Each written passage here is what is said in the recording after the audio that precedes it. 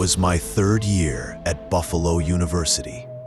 Winter had just begun, and the cold wind seemed to get sharper with every passing day. About half a mile from our campus, there was an old lake, Lake Willow. During the day, it looked beautiful, calm, and peaceful. But at night, going there was nothing short of madness. Everyone said strange voices could be heard there after dark. But my friend Tom and I never believed any of that. One Friday night, we decided, let's see what all the fuss is about. We both grabbed flashlights and headed toward the lake. It must have been around 11:30 p.m. The cold wind rattled the branches above us, and the lake shimmered under the pale moonlight. When we got there, we sat down near the edge and lit a cigarette. We talked, laughed, everything felt normal. Then, all of a sudden, the wind stopped. It got so quiet that even the soft plop of the water sounded unnerving.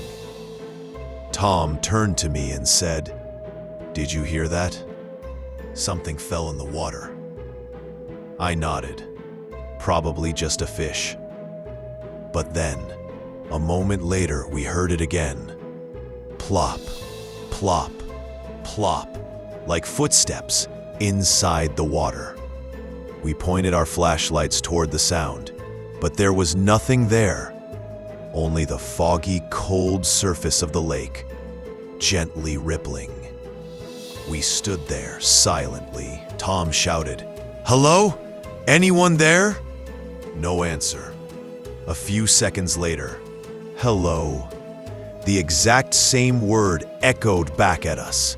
Same pitch, same voice. Only this time, it was slower, distorted, and wrong. Tom forced a laugh. "Probably an echo." I shook my head. No, that wasn't an echo. That wasn't me. My heart began pounding. We circled around the lake, looking for anyone nearby. Nothing. Then, out of the corner of my eye, I saw it.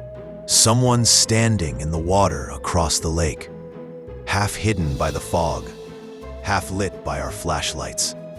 Shoulders slumped, head lowered, and it was slowly walking toward us. "Tom, run!" I shouted. We turned and bolted toward the road, but behind us, the plop, plop, plop grew faster, closer, like it was right behind us. We didn't stop until we reached the street and collapsed. My flashlight fell from my hand. When I turned back, there was nothing.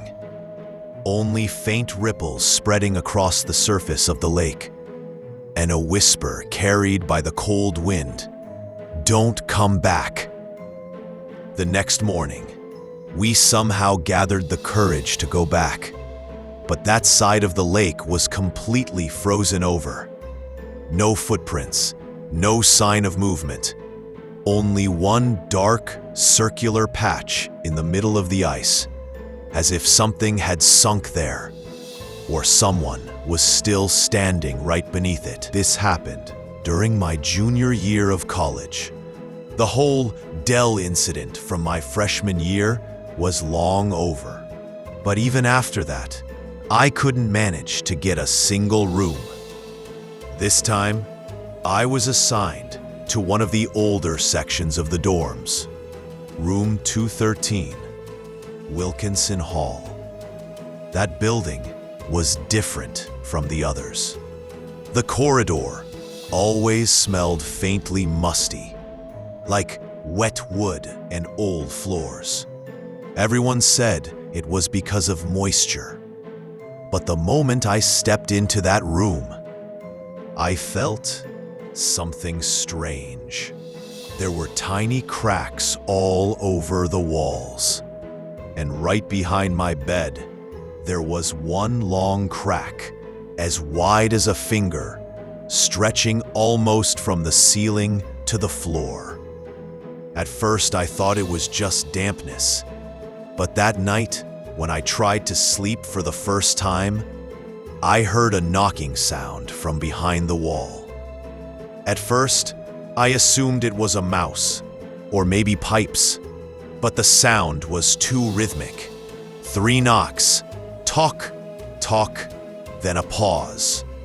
Then 2 knocks, tock, tock. The guy from the next room, Eric. "Hey, do you ever hear noises from the wall behind you?" He laughed and said, "Nah, man, that room's been empty for months. Probably some animal in there." I let it go. But over the next few days, the sounds got stranger. Sometimes, along with the knocks, I could hear what sounded like someone breathing. Sometimes, faint scratching, like fingernails scraping from inside the wall. One night, I lost my patience. I hit the wall and shouted, "Who's there?" There was silence for about 3 seconds. Then 2 knocks came back. Tock, tock, exactly in the same rhythm. I froze. From that night onward, the noises never stopped. Sometimes whispers, so faint that I couldn't make out any words. Sometimes a soft, muffled laugh. I even tried recording it on my phone, but every single time, the file would just be white noise. One night, I decided I'd had enough. I got up, grabbed my phone, and shone the flashlight toward the crack. At first, I saw nothing but darkness. Then, as I leaned closer, something moved inside. I jumped back. Maybe it was just my eyes playing tricks on me. But then, from inside the crack, someone whispered, "Hello." That scream of mine probably woke the whole dorm. The next morning, I called the resident assistant. He brought in the maintenance team. Together, they chipped away at the upper part of the wall to see what was inside. And what they found still makes my skin crawl.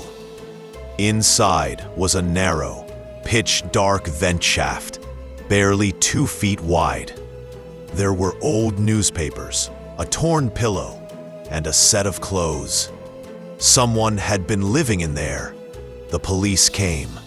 They told us that about a year ago, a student from the next room, room 214,